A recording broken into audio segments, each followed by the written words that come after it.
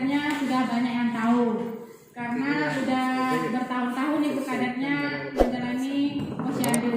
Sedangkan saya belum sampai 3 tahun di puskesmas, jadi belum sampai juga 3 tahun saya turun-turun ke lapangan. Jadi kita di sini sama-sama belajar. Di sini kita teori dulu, nanti kita ada praktek itu pengukuran panjang badan, pengukuran tinggi badan, dan juga ada praktek pengisian buku KRS. Mungkin Ibu kader juga sudah pernah melakukan, tapi kita belajar kembali. Mungkin kalau seandainya sudah benar dilakukan di posyandu, nanti kita tingkatkan lagi. Kalau seandainya selama ini di posyandu ada yang salah, itu kita koreksi. Dan setelah pertemuan ini, Ibu kader dapat melakukannya yang benar, dan juga datanya nanti benar. Jadi yang pertama itu tujuan posyandu. Apa sih tujuan diadakannya posyandu? Tujuan diadakannya posyandu itu untuk memudahkan mendapat informasi pelayanan kesehatan.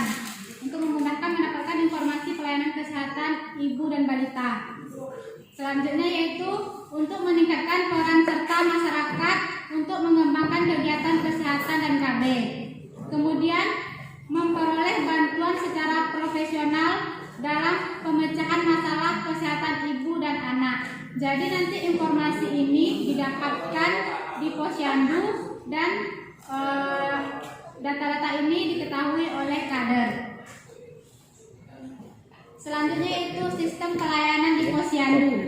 Ibu-ibu kader sudah tahu berapa meja di posyandu? 5. Selama ini dijalankan 5 mejanya atau cuma 3 meja? Jadi pelayanan di posyandu itu sistemnya ada 5 meja, dan juga mejanya harus ada 5. Jangan nanti ada yang numpang-numpang meja 1 sama meja 2 numpang 1 meja, kayak gitu jangan. Jadi ada 5 meja. Kalau meja yang pertama itu apa? Pendaftaran. Itu pendaftaran balita, pendaftaran ibu hamil. Itu di meja pertama. Kalau di meja kedua itu apa? Di meja kedua yaitu ada penimbangan, ada pengukuran. Dan juga di meja kedua itu ada juga pengukuran lila ibu hamil. Kalau di meja ketiga? Kalau di meja ketiga yaitu pencatatan. Pencatatan langsung ke KMS dan juga ke buku register posyandu. Terus yang ke meja 4 apa? Penyuluhan, apakah terlaksana? Atau meja 4-nya PMT? Jadi meja keempat itu penyuluhan dan pelayanan gizi bagi ibu hamil dan balita. Itu sasarannya ibu hamil dan ibu balita. Terus yang meja kelima itu pelayanan kesehatan. Bisa itu imunisasi atau KB. Kalau selama ini apa? Balitanya datang, ditimbang, dicatat, dikasih kue pulang. Jadi untuk selanjutnya yaitu di meja 4 kita terapkan lagi, yaitu penyuluhan. Penyuluhannya itu tidak mesti yang panjang-panjang. Jadi nanti ada satu kader, nanti ibu balitanya membawa buku KNS-nya. Dari sana kita bisa melihat bagaimanakah pertumbuhan si anak. Kalau seandainya pertumbuhannya sudah bagus, nanti kita puji dia. Terus kemudian nanti kita tanyakan bagaimana kesehatan si anak dalam 1 bulan ini. Apakah dia sehat atau ada sakit? Seperti itu. Penyuluhannya tidak mesti yang panjang-panjang. Penyuluhannya jangan lama-lama. Jadi nanti kita melihatnya dari buku KMS yang satu tadi itu apa Ibu? Pencatatan. Pencatatan itu pendaftaran. Jadi meja 1 itu pendaftaran yang berisi formatnya nama orang tua, terus nama anak, umur atau tanggal lahir. Kalau bisa tanggal lahir diisi ya Ibu, nanti tanda tangan. Selama ini di sini pas meja 1 ada dikasih kertas selembar. Dulu pernah, sekarang enggak. Kenapa? Apa ininya? Kendalanya kenapa? KMS-nya itu sekarang pada ketinggalan. baru pulang karena rusak. Kok tinggal aja ya pas bilang rusak udah pulang. Jadi kalau besok-besok itu mau posyandu, 1 hari sebelum posyandu, ibu-ibu kadernya mengingatkan lagi kepada warganya yang mau datang dan jangan lupa bawa buku KIA begitu. Nah, pas pendaftaran itu dikasih kertas 1 lembar kecil itu berisi nama, tanggal lahir, nanti ada berat badan, tinggi badannya. Di meja 1 dia dapat kertas itu, kemudian dibawa ke meja 2. Meja 2 yaitu pengukuran penimbangan berat badan, pengukuran tinggi badan atau panjang badan, dan untuk ibu hamil itu ada nilai. Nanti di sana kita melakukan pengukurannya.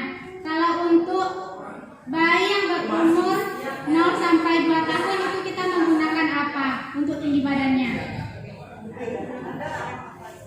Alat ukur panjang bayi yang menimbang berat badan pakai apa? Dacin. Menggunakan dacin ini ibunya sudah bisa?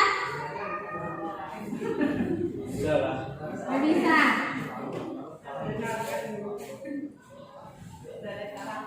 Dacinnya digantung, ada penggantungnya atau digantung dengan ya sarung penggantung dacinnya itu ada apa besinya? Oh, ada besinya. Ya, kalau biasanya kalau dulu itu kan orang melakukan posyandu menggantung dacinnya itu kan di batang pohon. Ya, kalau sekarang kan nggak ada lagi. Terus juga yang diperhatikan di saat pengukuran penimbangan itu yang pertama sepatu. Biasanya kan ibu-ibu balita itu membawa anaknya menggunakan sepatu. Jadi sepatunya kita copot, kemudian seharusnya untuk penimbangan itu menggunakan pakaian yang sangat minim. Jika memungkinkan kita laksanakan itu. Contohnya di saat si ibu membawa bayi itu menggunakan jaket, jadi jaketnya kita buka, terus menggunakan pamper. Kalau memungkinkan itu kan kita buka, tapi kita tengok dulu. Kalau seandainya pampersnya udah penuh gitu kan, ibunya nggak mau dibuka, berarti pengukurannya ya kan pengukuran itu hasilnya berat badannya itu berat badan kotor. Dan juga untuk bayi yang berumur 0 sampai 2 tahun itu diusahakan pas pengukurannya itu dia tidur di dalam dacin itu. Dan kalau untuk yang di atas 2 tahun itu boleh dia duduk, tapi kakinya tidak boleh menyentuh lantai seperti itu. Kemudian pengukuran tinggi badan. Pengukuran tinggi badan kita menggunakan alat ukur tinggi yang ditempel di dinding. Kalau yang di posyandu sudah pada ditempel semua ya, jadi nggak ada yang dibuka-buka lagi. Ya, itu juga memudahkan kerja kader. Jadi kalau seandainya setiap posyandu dibuka, itu kan setiap bulan juga kita melakukan memasang lagi, terus juga melihat apakah dia nol atau tidak, seperti itu. Jadi kalau seandainya sudah dipasang itu sudah bagus, tapi kita perhatikan di tempat injakan kakinya apakah tetap datar atau sudah rusak. Kalau seandainya lantainya sudah rusak, sebaiknya itu dipindahkan ke tempat yang baru. Syaratnya yaitu dindingnya datar dan juga di bawah lantainya itu juga datar. Tidak ada yang menyangkut di lantai sama dindingnya, tidak ada. Dan untuk pengukuran anak, pengukuran tinggi badan anak itu kepala, pundak, pantat, tumit sama betisnya itu menempel ke dinding. Jadi ada 5 bagian tubuh yang menempel ke dinding. Yang pertama kepala. Jadi kalau seandainya ada anak perempuan yang datang ke posyandu, rambutnya diikat, jadi dibuka dulu ikatan rambutnya. Jadi kepalanya ini menempel ke dinding. Setelah kepala, pundak di sini menempel ke dinding. Terus pantatnya menempel ke dinding, betisnya menempel ke dinding, dan tumit juga menempel ke dinding. Terus tatapannya, wajahnya itu lurus ke depan. Seperti itu pengukurannya. nanti kita praktekkan. Kemudian yaitu untuk balita, untuk umur 0 sampai 2 tahun itu kita menggunakan alat ukur panjang bayi yang telentang. Nah, kalau untuk ukur tinggi badan kita bisa mengerjakan hanya 1 orang. Tapi kalau untuk yang telentang ini kita mengerjakannya 2 orang. Bisa itu kadar sama orang tua balita. Di sini juga ada beberapa yang harus diperhatikan. Yang pertama itu kepala bagian belakang itu menempel ke alat ukurnya. Kemudian tangannya harus lurus, tidak boleh goyang-goyang. Dan juga nanti telapak kakinya menempel di tempat ukurnya. Kedua-duanya menempel, jangan salah satu. Jadi kalau bisa kedua-duanya. Dan yang harus diperhatikan juga yaitu sepatunya, sepatu sama ikat rambutnya. Ikat rambutnya dilepas. Dan juga mungkin selama ini ada kesalahan yang kita lakukan, yaitu kalau seandainya anaknya baru bayi, kita mengkasih alas. Kadang alasnya itu topi, karena topinya lumayan tebal. Jadi kalau bisa nggak usah kita kasih alas, langsung ke kainnya itu kita tempelkan langsung. Jadi di sini kan ada 2 petugas yang melakukan pengukuran panjang bayi. Yang pertama itu si ibu. Si ibu itu posisinya di kepala bayi. Jadi ibu memegang kepalanya, tangannya seperti ini. Di sini tangannya seperti ini ke kepala. Dan nanti yang akan membacanya di bagian kaki itu petugas atau kader. Jadi 2 orang yang melakukan pengukuran panjang bayi. Tapi kalau untuk tinggi bisa hanya 1 kader. Nah, setelah itu kan tadi kan meja 2, pengukuran tinggi badan, panjang badan, dan berat badan.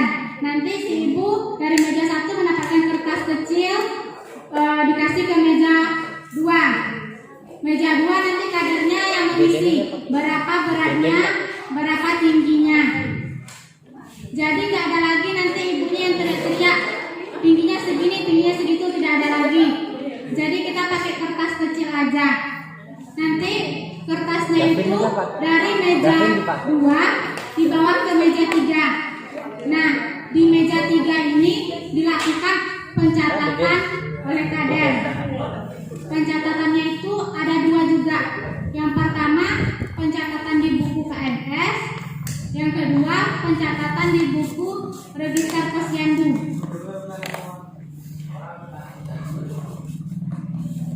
Kalau untuk KMS, ibu-ibu sudah tahu kalau buku KMS yang pink itu untuk siapa? KMS yang pink itu untuk perempuan. Terus KMS yang biru untuk laki-laki. Yang baru itu kan ada apa namanya, buku ibu dan buku si anak. Kalau yang buku lama kan cuma digabung. Kalau ini kan udah ada 2, buku ibu dan buku anak. Jadi fungsi KMS itu yaitu untuk melihat pertumbuhan, bukan melihat status gizi. Jadi ibu kader ditekankan lagi, buku KMS untuk melihat pertumbuhan balita, bukan status gizinya. Mungkin selama ini ada yang bilang, gimana status gizi anakku, Bu? Ada yang jawab BGM. Jadi BGM itu bukan status gizi ya ibu-ibu. Jadi status gizi itu yang kita kenal itu gizi kurang, gizi buruk, stunting, kurus. Itu yang status gizi. Status gizi tidak bisa dilihat di buku KMS. Jadi KMS hanya untuk memantau pertumbuhan. Apakah berat badannya naiknya normal atau tidak, seperti itu. Dan juga di buku KIA itu ada pencatatan pemberian kapsul vitamin A. Kadang ada juga kader yang masih lupa mengisinya, karena itu kan pengisiannya cuma 2 kali dalam 1 tahun, bulan Februari dan bulan Agustus. Jadi kalau jadi untuk selanjutnya buku KIA itu untuk si anak itu vitamin A-nya kalau bisa diisi. Kalau seandainya buku kaya itu diperlukan untuk pendaftaran anak sekolah, itu kan sudah tercatat semuanya. Imunisasinya sudah ada, penimbangannya sudah ada, pemberian vitamin A-nya juga sudah ada di sana. Dan juga ibu-ibu yang sudah dapat buku KIA, boleh dilihat itu KMS-nya. Kayak ibu, itu yang dilipat-lipat itu Bu. Mungkin sih. Kalau ada yang tahu. Nah, betul-betul